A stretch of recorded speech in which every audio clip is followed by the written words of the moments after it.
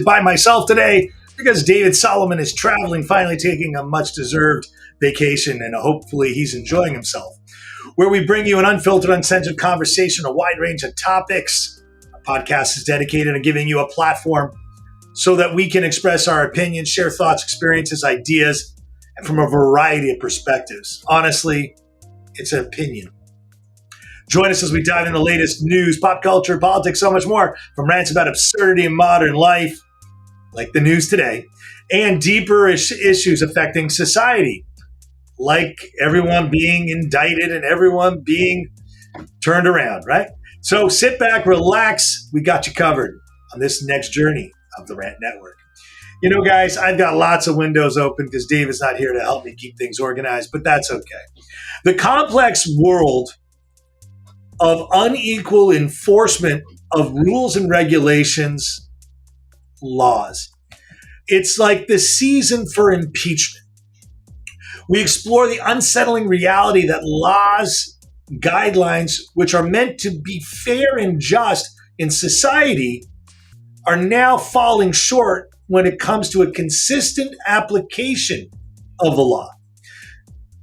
Let's shine a light on these disparities and injustices that emerge with certain individuals, institutions, as some are granted special treatment and while others are denied. It seems almost as if, one group of people is treated differently than another. Let's challenge your assumption. So how about everyone at home? If you are a President Biden fan, lift your hand up.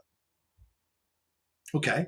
If you are a President Donald Trump fan, raise your hand. Now, some of you are applauding every single moment that you hear there is an indictment on Donald J. Trump. In fact, I can't tell you how many people that I have heard just giddy about the fact that he's indicted. But when it comes to dealing with Hunter and his father, whether he was the VP or president or a senator, it seems that the laws and assumption of innocence isn't provided equally for all these people. Let's first take a step back. When Joe Biden got into office, it was just post he was a widower. He married Jill. Jill is his second wife. That's the first lady.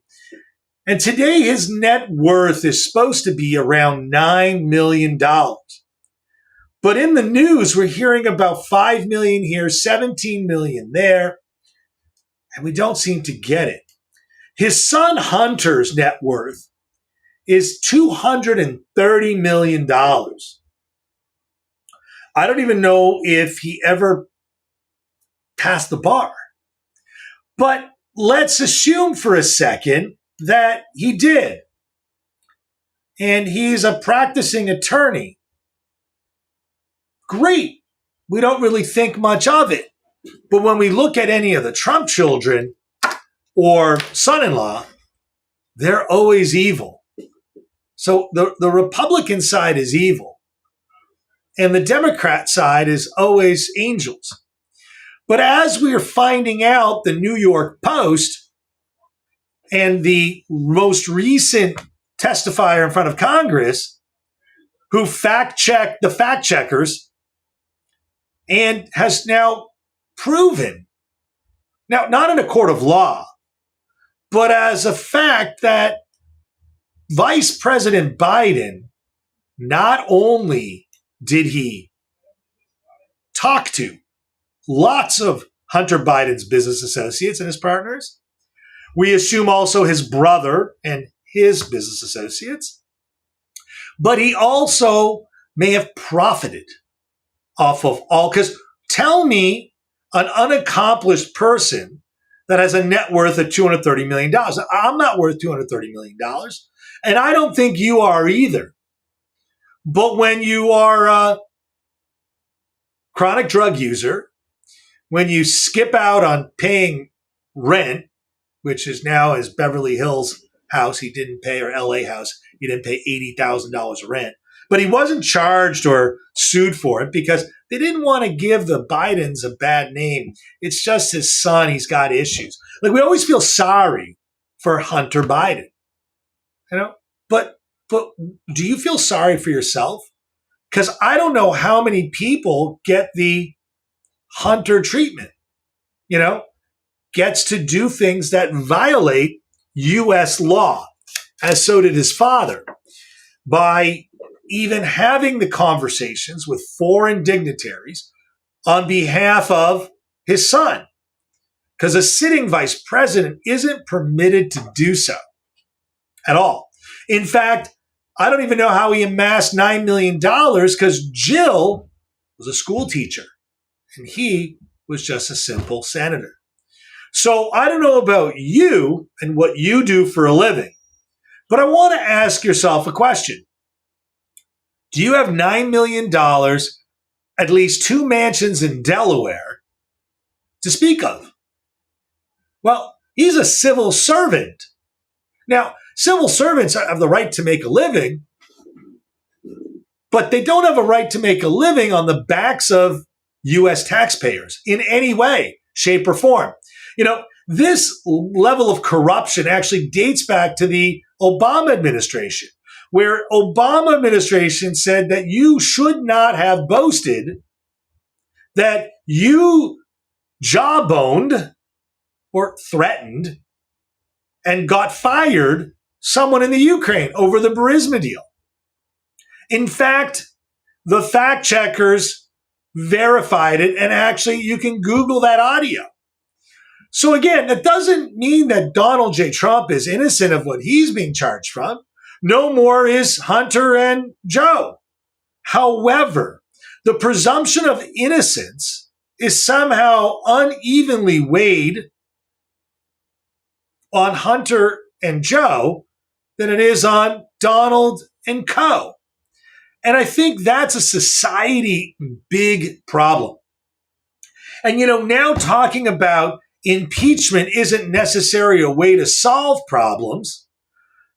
Now that the Democrats have tried to impeach Donald J. Trump so many times, that the service of impeachment may not, have the luster, and oversight may not be true and unbalanced, because now the Republicans are in the process of impeaching 3 Democrats, one being the President of the United States, Joseph Biden. Now, I'm happy that the judge in Hunter's case stopped the plea deal, because telling someone that they're innocent of any future crimes doesn't seem that maybe any of you ever got. That's like going and getting a plea deal on your traffic ticket and say, Your Honor, I want to be innocent or found innocent of any future tickets that I may get, and then actually agreeing to it. These are the nonsensical things that are going on. You have a media group, which is MSNBC, CBC, CNBC, ABC, CNN, and many others, all unwilling to be fair and tell you both sides of the story. Again, I constantly bring up Walter Cronkite. I constantly tell you that this guy had it right, and he was not a Republican, but he also wasn't a progressive Democrat. He was a Kennedy Democrat, and by definition makes him actually a Republican today. And to my cousin Rupert, who worked on the Kennedy campaign, I'm sorry, by the current standards, you are no longer considered a Democrat. You're not Democrat enough for the Democratic Party because your views aren't extreme enough. So why am I talking to you about fairness? Because everyone wants to get $230 million without much of working for it, selling it to foreign dignitaries on the backs of your father. It doesn't sound right. It sounds wrong. And the media doesn't want you to know about it. But, instead of asking yourself, why doesn't the media talk about this stuff? Why did the media focus on things that were untrue? Because now we know the Biden laptop, Hunter's laptop, is real. We now know that's not Russian interference. We now know that the Bidens have been doing things under the optics of true light, but really it's darkness. So the cloud that this administration is bringing is even darker than anything that happened on January 6th, because there are thousands of people's lives lost when we're not doing the right thing. There are people going to jail for less charges for tax evasion than Hunter Biden's sweetheart deal. In fact, a vice president of the United States who makes a deal with a foreign country on behalf of his son is even worse than Richard Nixon's offense at Watergate. But the left won't tell you this. The law professors that are open, that read the Constitution, will tell you this is the biggest wrongdoing of the American age. 250 years of excellence going down the toilet over progressive political hacks. They are the modern day thieves. It isn't King Biden or the kingship of the Democratic Party. It is the Republic of the United States of America, and not the Republican Party either. And we, the people, elect these people. And we need to hold these people accountable for their thievery, because there's nothing else to describe it. They vote themselves raises, they vote themselves vacation, they vote themselves better health care than you or me. They vote themselves pensions, lifelong term with no limits, yet we are footing the bill. Oh, but he's working hard for the people. Oh, he's doing it. I'm sorry. That's not a covered expense by the GSA. And shame on the GSA for not enforcing those rules. Again, the Department of Justice being weaponized to go after their political opponents is something that happens in Argentina, Cuba, and let me tell you, Russia. Do you know who ran against Vladimir Putin? Does anyone recall this? The guy was put into a Siberian jail just for running against him and actually garnering support. So everyone that's paid attention today, I'm going to ask you again, who's a Democrat? Who's a Republican? Then I'm going to ask, which of you are members of a republic called the United States of America? I want you to remember that first and foremost, you're a member, or should be a member, of the greatest country on earth. But if we don't continue to preserve its laws and enforce its constitution, we will not be any better than Russia, Cuba, China, North Korea, Argentina. And again, no disrespect to anyone from those countries. But you live in the United States or Canada or Western Europe. You don't live there anymore. Why is that? You criticize Western world and feel sorry for other worlds, but then you hate on your own world.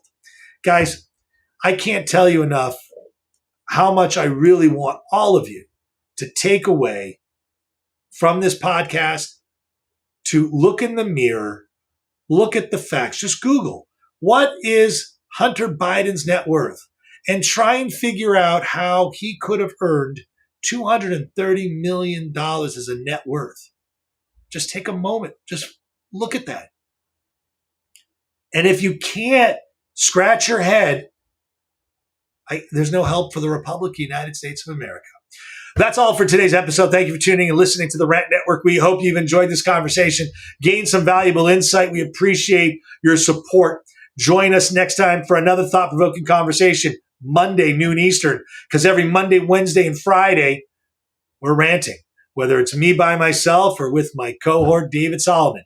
Don't know what's going on next week, guys, but We're going to be here listening. Keep on ranting. Don't forget to follow us.